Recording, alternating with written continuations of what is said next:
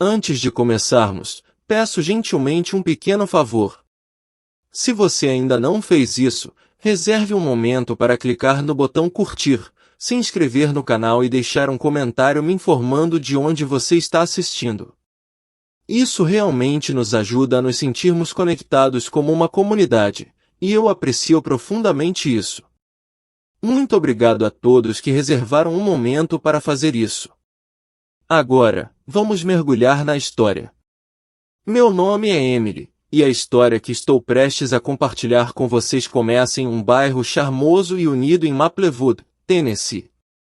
Fui criado em uma família com um profundo compromisso com o cristianismo.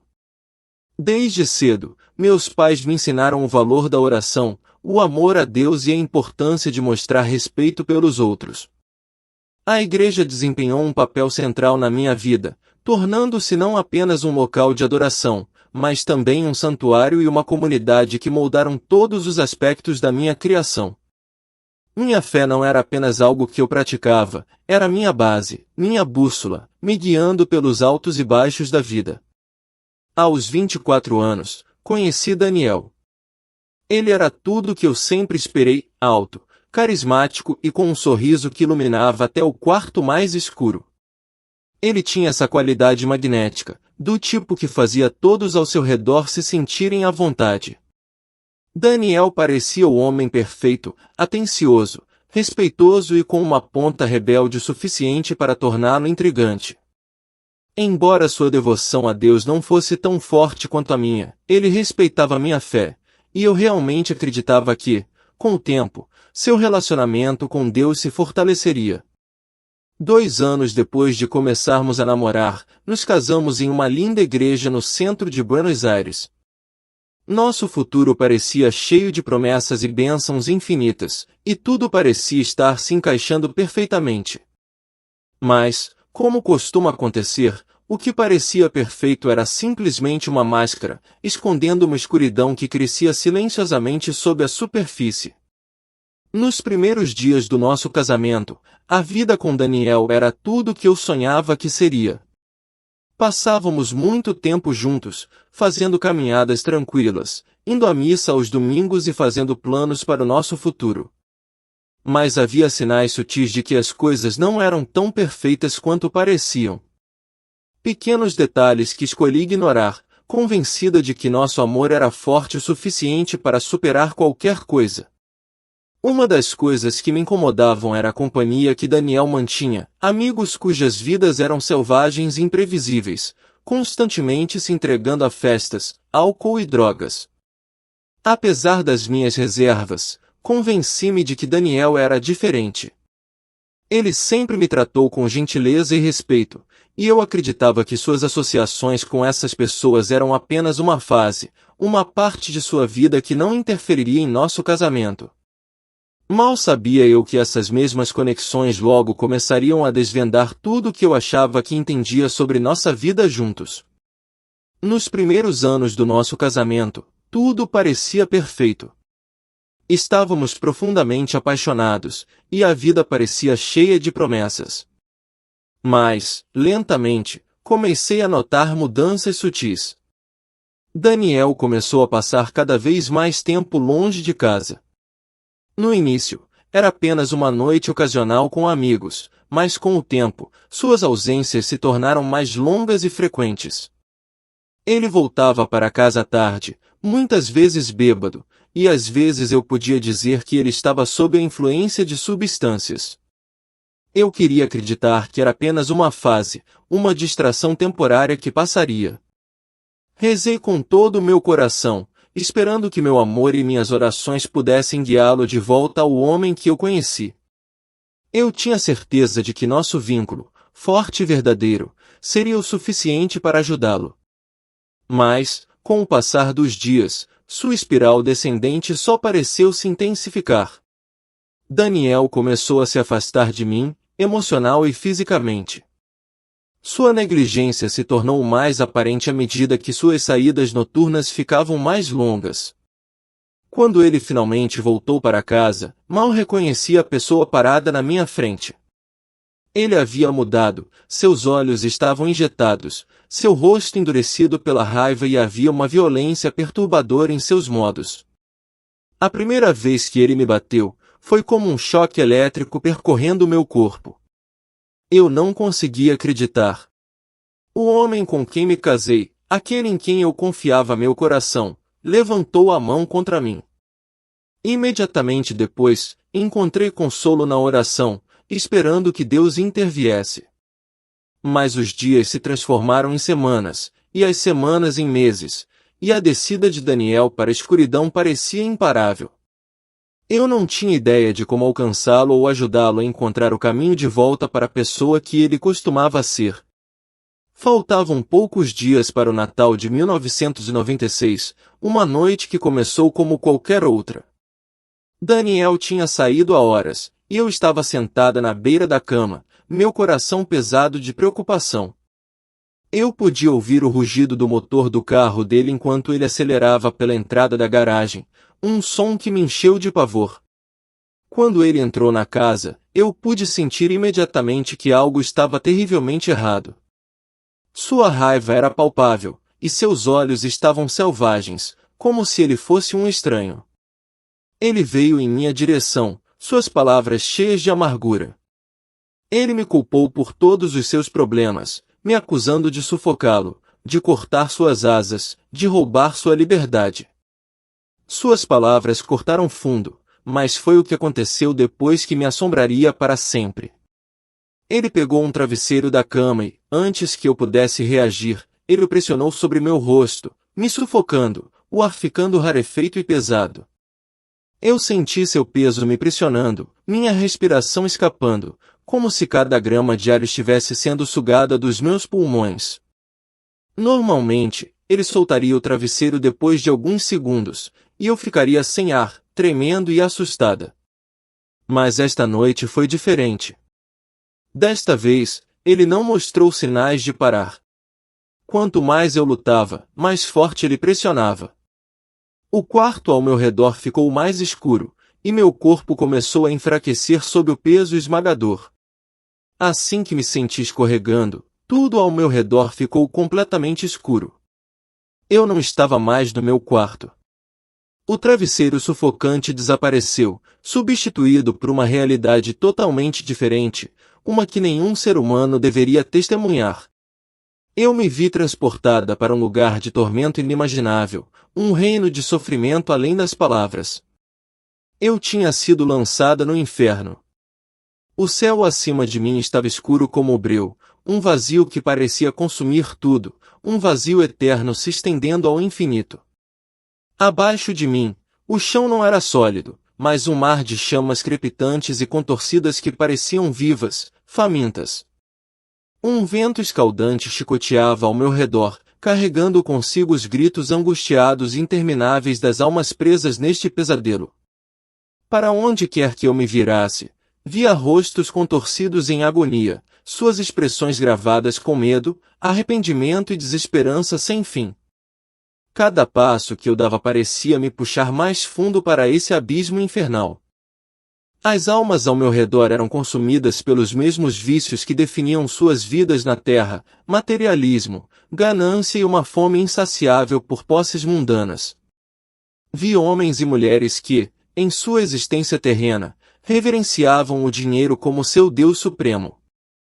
Eles construíram suas vidas em torno do acúmulo de riqueza, abandonando tudo mais, incluindo sua conexão espiritual com Deus. Agora, na vida após a morte, eles estavam envolvidos nas chamas do inferno, forçados a reviver seus erros pela eternidade. A dor física que eles suportavam era excruciante, mas não era nada comparada ao tormento espiritual que eles sofriam. Eles eram atormentados pela percepção de que suas vidas tinham sido gastas em vão, perseguindo desejos vazios enquanto negligenciavam o verdadeiro propósito da existência. Seu arrependimento era um fardo muito mais pesado do que as chamas que os consumiam. Enquanto eu continuava caminhando por aquele reino horrível, os gritos ao meu redor ficavam mais altos, uma cacofonia de dor e sofrimento que parecia ressoar do próprio núcleo do universo. As chamas que me cercavam recuaram, recuando lentamente como se estivessem sendo comandadas por uma força invisível. Em seu lugar, uma estrutura vasta e imponente se erguia diante de mim, um estádio colossal, mais alto do que qualquer coisa que eu poderia ter imaginado. Seu tamanho estava além da compreensão, com arquibancadas que se estendiam infinitamente, cheias de pessoas gritando e torcendo com fervor selvagem. O barulho era ensurdecedor, um rugido constante de excitação, mas não havia nenhum jogo sendo disputado, nenhum atleta no campo. A energia não era direcionada a uma competição, era direcionada a algo muito mais sombrio. Enquanto eu observava meus arredores, a verdade se tornou terrivelmente clara. As pessoas nas arquibancadas não estavam torcendo por um time. Elas estavam se voltando umas contra as outras, consumidas pelo ódio, violência e caos. Era como se o esporte, algo que sempre considerei uma forma de entretenimento inocente, tivesse sido transformado em uma arma para divisão e animosidade. Cada grito, cada aplauso era atado com veneno, cada interação marcada por intensa rivalidade e ódio. O que deveria ser uma celebração de habilidade e unidade havia se tornado um terreno fértil para conflito e violência. Os fãs lançavam insultos uns aos outros, punhos voando, e a hostilidade entre eles aumentava a cada momento. Era como se estivessem sob algum feitiço, atraídos para um ciclo vicioso de raiva que apenas alimentava seu ódio. E no centro de tudo, de pé no topo de uma plataforma escura, estava uma figura imponente, sua presença imponente e malévola. Seus olhos ardiam com uma intensidade ardente, e um sorriso cruel se espalhava por seu rosto enquanto ele observava a loucura se desenrolar abaixo dele. Eu soube instantaneamente quem era. Era o próprio diabo. Com um sorriso sinistro, ele observou o caos, alimentando-se da raiva e da divisão que irrompiam da multidão. As pessoas estavam alheias à verdadeira fonte de sua raiva. Cada insulto que lançavam, cada ato de violência, cada centelha de ódio entre os fãs os afastava cada vez mais de Deus. Eles pensavam que estavam simplesmente presos na excitação do momento, mas, na realidade, estavam sendo consumidos por uma força muito mais sombria do que jamais poderiam compreender. Naquele instante, entendi o terrível propósito por trás de tudo isso. Esportes, que no mundo que eu conhecia tinham o potencial de unir as pessoas, foram corrompidos em uma ferramenta do diabo. O que antes era uma forma de distração inocente ou mesmo uma maneira de construir camaradagem foi pervertido em uma plataforma para divisão. Não era mais sobre espírito de equipe, era sobre criar inimigos. Era sobre incitar ódio e alimentar rivalidades que separavam as pessoas em vez de uni-las. O estádio, percebi, não era um lugar de competição inocente, era um campo de batalha pela alma.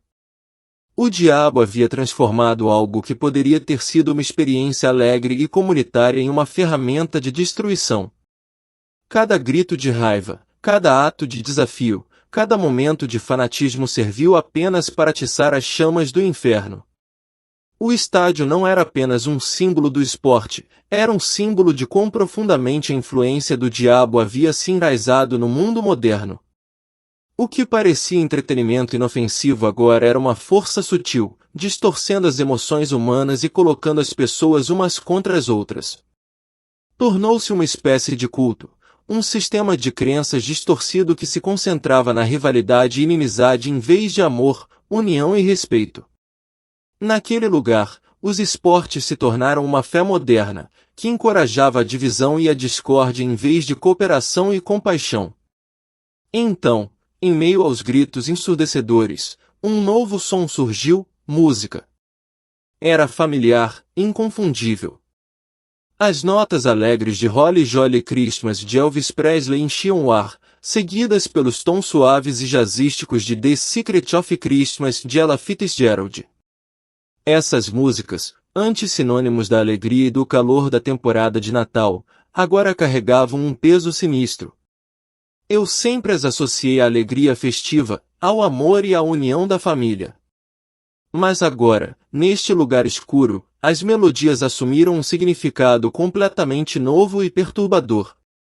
Eu assisti, horrorizado, enquanto os demônios dançavam loucamente ao ritmo dessas músicas, seus movimentos grotescos e frenéticos, zombando da própria essência do que o Natal deveria representar. As melodias alegres que antes enchiam os lares de calor e celebração foram distorcidas em instrumentos de zombaria e tormento. A dança distorcida dos demônios não era uma celebração, mas uma perversão de tudo que era sagrado na temporada. A música, antes um símbolo de amor, esperança e união, tornou-se uma isca, atraindo multidões de almas para o abismo. Essas melodias, tão intimamente ligadas a momentos de alegria natalina, foram pervertidas em ciclos infinitos de sofrimento. As almas presas aqui foram condenadas a ouvir essas mesmas canções repetidamente, nunca escapando de seu refrão assustador. Cada verso, cada nota, antes um símbolo de festividade, agora escondia um poder insidioso, uma armadilha projetada para roubar-lhes a paz e prendê-los em arrependimento sem fim. Eu não conseguia entender por que essas canções de Natal bem conhecidas, que antes evocavam memórias de alegria, haviam encontrado seu caminho para esta paisagem infernal. Como se respondesse à minha pergunta não dita, uma voz escura e ecoante ressoou pelo ar, seu tom carregado de sabedoria ancestral. Essas melodias se infiltraram nas casas das pessoas, enchendo seus ouvidos não com a verdadeira mensagem do Natal, mas com uma imagem oca e falsa de alegria. Essas canções foram criadas por almas distantes da fé, e cada nota dentro delas esconde um segredo, um convite para se afastar ainda mais da verdade divina. A voz continuou. Essas canções, tão amadas, tão arraigadas na tradição, serviam para distrair as pessoas do verdadeiro significado do Natal. Elas alimentavam uma ilusão de felicidade enquanto atraíam as almas mais profundamente para o vício, egoísmo e materialismo. O que deveria ter sido uma celebração do nascimento de Cristo, um momento de reflexão e gratidão, em vez disso se tornou uma porta de entrada para o engano. Essas melodias perpetuavam uma falsa sensação de alegria, afastando as pessoas do amor de Deus e da salvação oferecida por Jesus. Eu podia ver claramente agora. As almas, presas neste ciclo eterno, estavam presas à música, incapazes de escapar de suas garras. As melodias outrora felizes se tornaram instrumentos de tortura. Cada nota, cada batida, servia como um lembrete constante de quão longe elas haviam caído do verdadeiro significado do Natal, o amor de Deus e a promessa de salvação. Cada som que ecoava naquele lugar era como uma arma, cortando mais profundamente seus espíritos, reabrindo velhas feridas e sussurrando como elas haviam se perdido. A alegria que antes associavam ao Natal havia sido substituída por um ciclo infinito e vazio de engano. Essas músicas, tão familiares e reconfortantes na vida, tornaram-se cascas vazias de si mesmas, agora carregando apenas tristeza e desespero. Foi naquele momento de escuridão avassaladora que finalmente entendi a profundidade do engano. Até mesmo a música de Natal, algo aparentemente tão inocente, foi distorcida em uma ferramenta de distração. O que antes era para trazer alegria e lembrança do nascimento de Cristo tornou-se uma arma, sutil, mas poderosa, usada para desviar a humanidade. Tornou-se dolorosamente claro que o mal estava à espreita em todos os lugares, até mesmo nas coisas que considerávamos mais puras e boas. Os próprios elementos da vida que as pessoas amavam, música, esportes, entretenimento, foram pervertidos em distrações, projetados para tirar o foco do divino, para dividi-los em vez de uni-los. Aquele estádio, a música, tudo o que testemunhei era apenas um reflexo de um mundo que havia perdido o contato com o verdadeiro propósito da vida. Era um mundo obcecado por prazeres passageiros, priorizando o temporário em vez do eterno. A realidade ao meu redor era uma imagem devastadora do que havia acontecido com tantas almas. Eles ficaram tão absortos no superficial, em buscas materiais e alegrias vazias, que se esqueceram da conexão mais profunda e significativa com Deus. Enquanto o desespero tomava conta de mim, percebi que não poderia ficar naquele lugar. Eu tinha que encontrar uma saída. Eu tinha que escapar da escuridão sufocante que parecia me cercar por todos os lados. Por um breve momento, senti o peso da perda eterna, como se meu destino já tivesse sido selado. Os gritos atormentados dos condenados ecoaram em meus ouvidos, e as chamas tremeluziam ao meu redor como bestas famintas, prontas para consumir toda a esperança. O inferno parecia ter se tornado meu lar, minha prisão eterna. O desespero era esmagador, e eu me perguntava se algum dia encontraria uma saída ou se eu também estava condenado a vagar por esse pesadelo para sempre, como as almas ao meu redor, para sempre perdido em arrependimento. Mas quando eu estava prestes a ceder à desesperança que ameaçava me engolir, algo notável aconteceu. Uma lembrança distante, uma voz do meu passado, rompeu a escuridão sufocante. Era a voz do meu pai, gentil, firme e cheia de amor. Lembrei-me de como, quando eu era criança, muitas vezes me sentia assustada ou perdida, e meu pai sempre dizia: Tessa, nos momentos mais sombrios, reze a Jesus.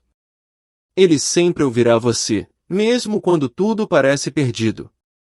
Aquelas palavras, há muito enterradas em meu coração, surgiram como um farol de luz, cortando a escuridão. Naquele momento, eu sabia que não podia desistir. Eu não podia deixar que esse fosse meu fim. Eu tinha que me agarrar à fé.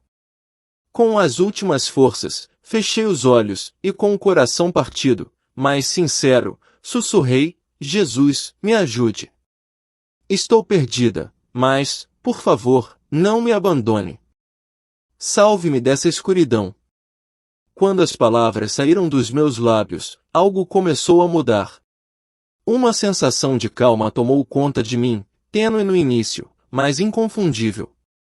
Era um vislumbre de esperança, tênue, mas real. Mesmo nesse poço de desespero, eu sabia que não estava realmente sozinha. Assim que pronunciei essas palavras desesperadas, tudo ao meu redor começou a mudar. Os gritos angustiados das almas, que enchiam o ar com uma cacofonia insuportável, gradualmente começaram a desaparecer. Um silêncio pesado se instalou sobre o reino do tormento, um silêncio tão profundo que parecia que a própria atmosfera estava prendendo a respiração.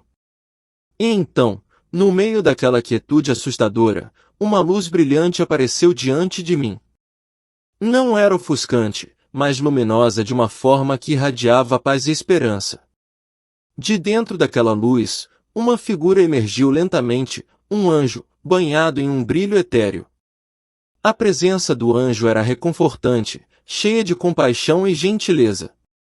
O anjo falou, e sua voz era gentil, mas poderosa, ressoando profundamente dentro do meu coração. Tessa, sua prece foi ouvida. Você foi trazida aqui para entender a gravidade do mal que ameaça a humanidade, mas ainda há esperança. As palavras do anjo estavam cheias de tristeza e promessa. O anjo explicou quantas almas foram seduzidas pelas distrações do materialismo, riqueza, prazeres passageiros e a busca vazia de entretenimento. Era o esquema do diabo, transformando prazeres inocentes em armadilhas, afastando as pessoas de Deus e levando-as para as profundezas do vazio espiritual. Música, esportes e a obsessão pelo sucesso mundano se tornaram os falsos ídolos de uma geração, impedindo as pessoas de reconhecer sua verdadeira essência espiritual. O olhar do anjo era intenso quando ele disse: a segunda vinda de Jesus está próxima, mas o mundo não está pronto. As almas estão distraídas com coisas terrenas, presas na ilusão da felicidade. Se a humanidade não mudar, se não voltar para Deus, a redenção não poderá ser cumprida. Você deve levar esta mensagem ao mundo. O tempo está se esgotando. Um peso pesado se instalou em meu coração enquanto as palavras do anjo ecoavam em minha mente. Senti a imensa responsabilidade de sua mensagem. Eu não estava condenado a permanecer naquele lugar escuro. Eu estava sendo enviado de volta, não como um observador passivo, mas como um mensageiro. O fardo do que eu tinha visto e entendido agora caía sobre mim. Eu tinha que alertar os outros, para tornar a humanidade ciente do caminho que estava seguindo. Eu tinha que ser a voz que lembrava as pessoas das verdades espirituais que elas tinham esquecido. O anjo sorriu, um sorriso gentil e reconfortante, e disse: "O caminho para Deus ainda está aberto, Tessa. Você deve ir e trazer luz ao mundo. Ainda há tempo." E então, assim, me vi de volta ao meu quarto. A escuridão se foi, e o mundo ao meu redor parecia familiar, mas completamente mudado. Eu não era mais o mesmo. A memória dos horrores do inferno e a mensagem urgente do anjo ecoavam implacavelmente em minha mente. A humanidade não está pronta. O tempo está se esgotando. Eu estava cheio de uma nova sensação de força, propósito e clareza. Eu sabia o que tinha que fazer.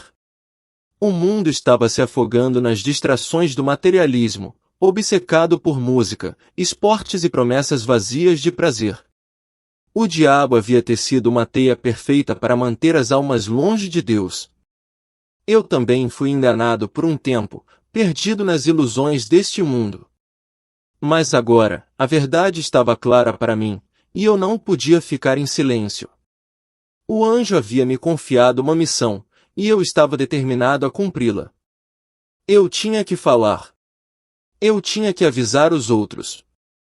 Eu tinha que compartilhar a mensagem que o anjo havia me dado antes que fosse tarde demais. O tempo para a complacência havia passado.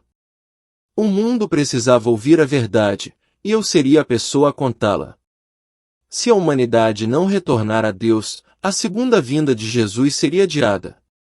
O mundo estava se afastando cada vez mais sem nem perceber, consumido pelo ódio, divisão e falsas certezas. Com o tempo, descobri que meu marido havia sido infiel a outra mulher, o que, segundo a Bíblia, justificava o divórcio. Eu não podia mais ficar. Deixei-o imediatamente e me mudei para uma cidade a 2 horas de distância. Foi uma decisão difícil, e fiquei abalada até o âmago, mas naquele momento, nunca me senti tão viva. Percebi que Jesus tem o poder de restaurar a alegria e a esperança, mesmo nas circunstâncias mais trágicas. Ele me salvou e, em troca, dediquei minha vida a compartilhar sua mensagem com o mundo. Essa segunda chance na vida era um presente que eu nunca desperdiçaria. Minha missão era clara: ser uma luz na escuridão, acender uma centelha no coração dos outros. O tempo era curto, mas ainda havia esperança. Com fé e coragem inabaláveis, comecei a espalhar a mensagem da salvação, exortando o mundo a se preparar para o retorno do Salvador. Mas quando assumi essa missão, muitas coisas começaram a mudar dentro de mim. Havia músicas que eu nunca mais ouviria. Naquele Natal, me vi sozinho, longe de tudo que eu conhecia. No entanto, naquela solidão, foi o Natal mais significativo da minha vida.